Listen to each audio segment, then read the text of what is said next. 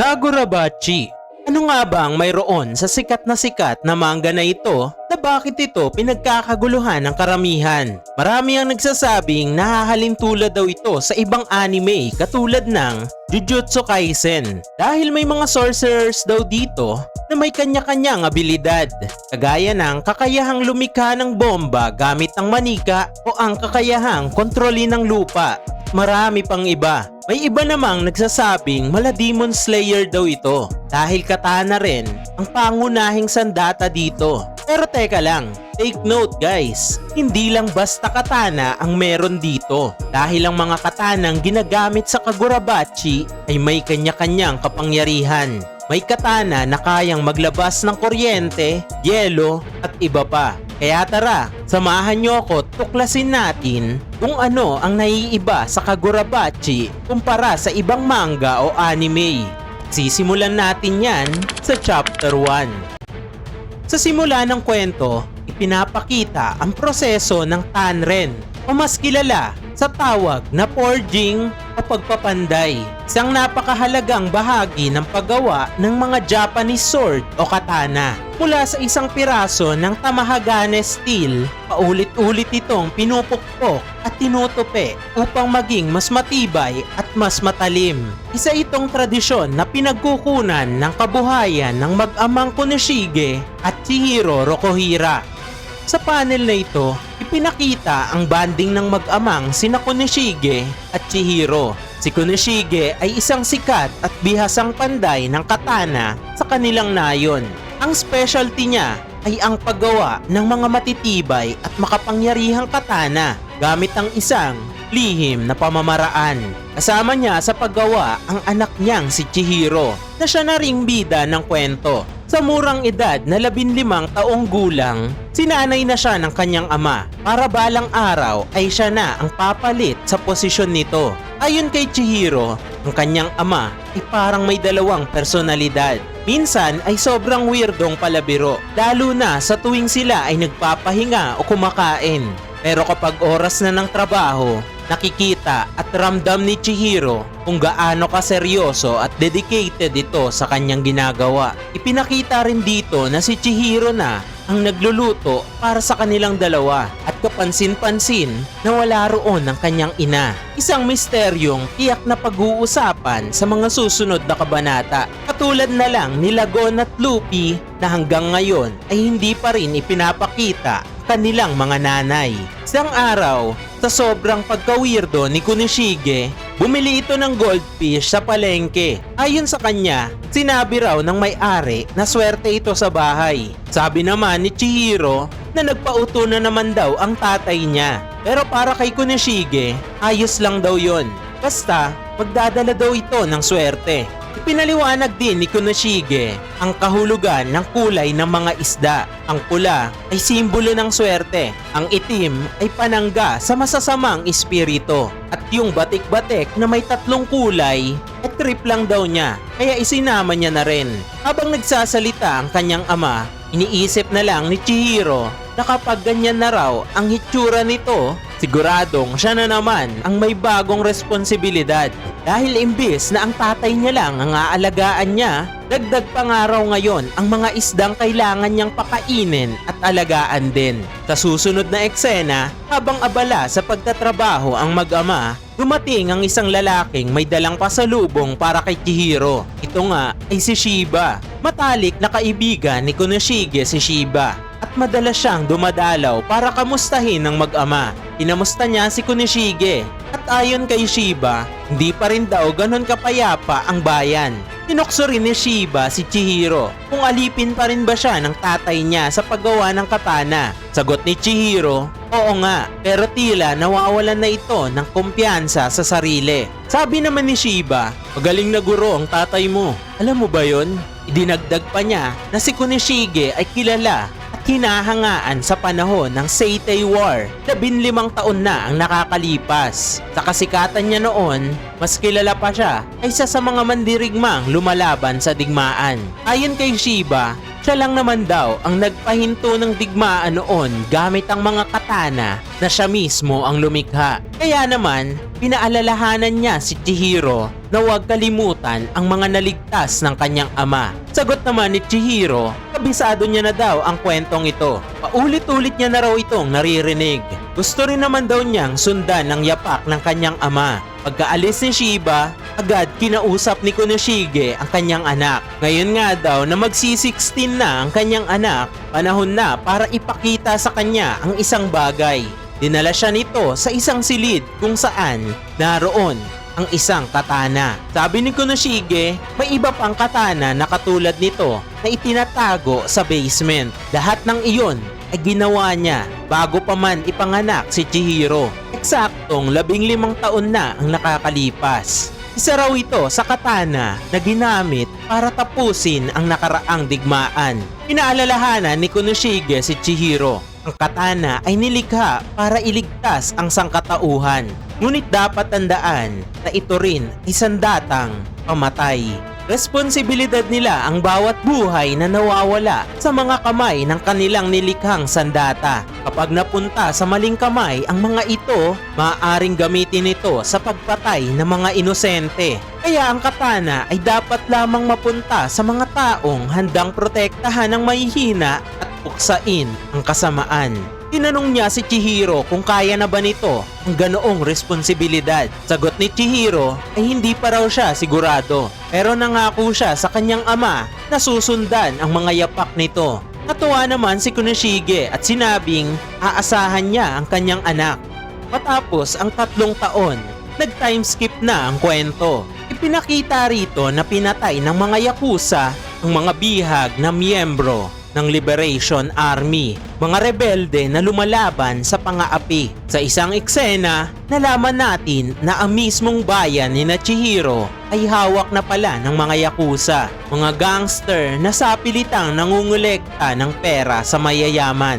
Pag hindi nagbayad, dinadaan nila sa dahas at sa sapilitang pagkuha. Dahil dito, nagsimula ang mga mamamayan na bumuo ng Liberation Army para lumaban. Ngunit sa likod ng mga yakuza ay meron pang mas malalakas, ang mga salamangkero na tinatawag na Hishaku. Isang salamangkero ang bigla na lang lumitaw. Pinahirapan ang isang rebelde gamit ang sanga ng puno na tila may mahikang kapangyarihan. Parang pinaghalong kakayahan ni Admiral Ryukugyu ng One Piece at Dennis ng Ghost Fighter. Sinabi ng salamangkero sa Yakuza boss, kung nagbabayad ng maayos sa mga tao, hindi niya na sana pinakialaman. Pero kapag nakakita siya ng rebelde, dapat daw itong turuan ng leksyon. Sa huli, umatras ang Yakuza boss at humingi ng paumanhin. Pagkaalis ng salamangkero, nag-iwan ito sa atin ng kakaibang marka sa kanyang kamay. At unti-unti na itong sinakop ng apoy at nawala na lang na parang bula na maihahalin tulad natin sa ninjutsu sa Naruto. Sa kasunod na panel, pinakita si Chihiro. Mas matangkad, mas matikas, pero may malalim na peklat sa kanyang pisngi. Magkasama sila ni Shiba sa tren papunta sa bayan. Tinanong siya ni Shiba kung bakit hindi niya pinapagaling ang peklat. Kaya naman daw niya. Sagot naman ni Chihiro, tuwing umaga raw kapag tumitingin siya sa salamin at nakikita ang peklat, naaalala niya ang nangyari.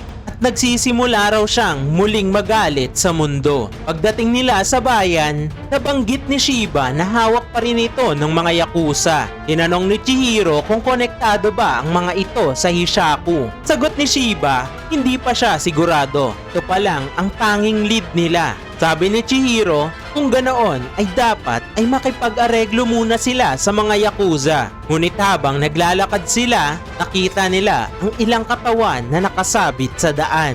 Mga miyembro ng Liberation Army na pinatay ng mga yakuza. Natakot ang mga tao. Ayon sa kanila, ganito raw ang sinasapit ng mga lumalaban sa yakuza. Sabi ni Shiba, ito raw ang paraan ng pananakot ng mga yakuza para mapasunod ng mga tao. Dahil sa nakita, nagbago ang isip ni Chihiro. Tinanong niya kagad si Shiba kung saan ang hideout ng yakuza. Sa hideout ng yakuza, nag-uusap ang mga ito habang pinagtatawanan ang sinapit ng mga rebelde. Bigla na lang may lumipad na maliit na kutsilyo at tumama sa leeg ng isa nilang kasamahan. Isang malinis at mabilis na atake. Dumating si Shiba at sinabing siya na raw ang bahala sa mga yakuza sa kabilang lamesa. Biglang tumalon si Chihiro sa ibabaw ng mesa. Kinuha ang maliit na kutsilyo mula sa dingding at nagpaumanhin pa sa pagputol ng kanilang masayang usapan. Mabilis ang mga sumunod na pangyayari. Nagbitaw si Chihiro ng isang slash at sabay-sabay na nga ang namatay ang lahat ng nasa paligid niya. Habang nangyayari ito, pinapahirapan pa rin ng yakuza boss ang isang rebelde. Pilit pinapaamin kung sino ang kasamahan niya. Nang hindi ito umamin, tinangkang gamitin ng yakuza ang nakakabatang kapatid ng rebelde bilang panakot. Pero bago pa makalabas ang mga yakuza, biglang lumitaw si Chihiro sa harapan nila at inatake na sila. Dito mas napansin natin na medyo bayolente ang manggang ito. May mga napuputulan ng parte ng katawan, sabog ang dugo kaliwat kanan at kitang-kita natin ang brutal na labanan. Gulat na gulat ang yakuza boss. Hinanap ang mga bantay nila. Sabi ni Shiba, tinatamad na raw magtrabaho ang mga bantay nila habang nakaupo pa siya sa ibabaw ng mga ito matapos silang bugbugin. Ikwinento ni Shiba na ang batang iyon, si Chihiro, ay anak ni Kunoshige, isang sikat na swordsmith na may natatanging pamamaraan ng paggawa ng katana. Tinanong ng yakuza boss si Chihiro kung ano ang pakay niya. Sagot ni Chihiro, may itatanong lang daw siya at kahit ano pa ang mangyari, hinding-hindi niya hahayaang mahawakan ng masasama ang kahit anong katana. Nagutos ang yakuza boss na patayin si Chihiro. Habang naghahanda siya sa laban, inilahad ni Shiba na nilagyan daw ni Kunoshige ng espesyal na mahika ang katana ng kanyang anak. Sa itong libing katana na may espesyal na kapangyarihan.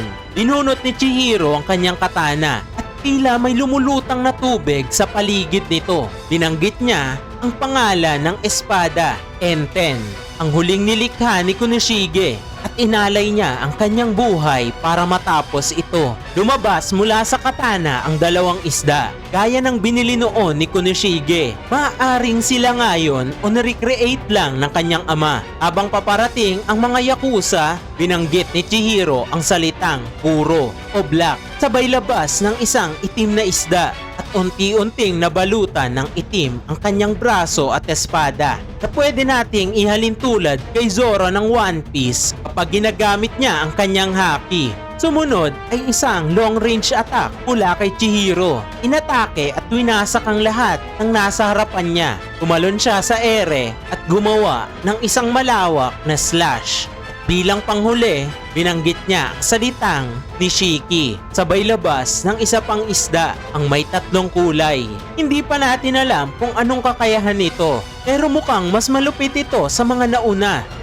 Pagkatapos, pumasok si Shiba sa loob ng hideout habang pinapanood si Chihiro. Itinutok na ni Chihiro ang kanyang espada sa yakuza boss at pinipilit itong paaminin kung ano ang nalalaman nito tungkol sa Hishaku. At sa huling panel ng storya, ayaw pa sanang magsalita ng boss. Pero sinabi ni Chihiro kung sakaling mamatay ito, siguradong naghihintay na ang mga kasamahan nito sa impyerno. Sambit ng yakuza boss, ang mga Hishaku raw ay mga halimaw at ang labanan sila ay isang kabaliwan.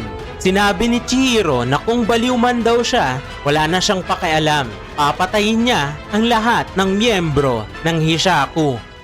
Sa pagtatapos nga ng chapter 1, nag-iwan ito sa atin ng mga tanong na ano ang nangyari kay Kunoshige na ama ni Chihiro at bakit bigla na lang nag-timeskip ang kwento at wala na siya rito. At ano nga bang klaseng galit ang baon ni Chihiro sa mga Hishaku? Yan ang aabangan natin sa mga susunod na kabanata ng Kagurabachi.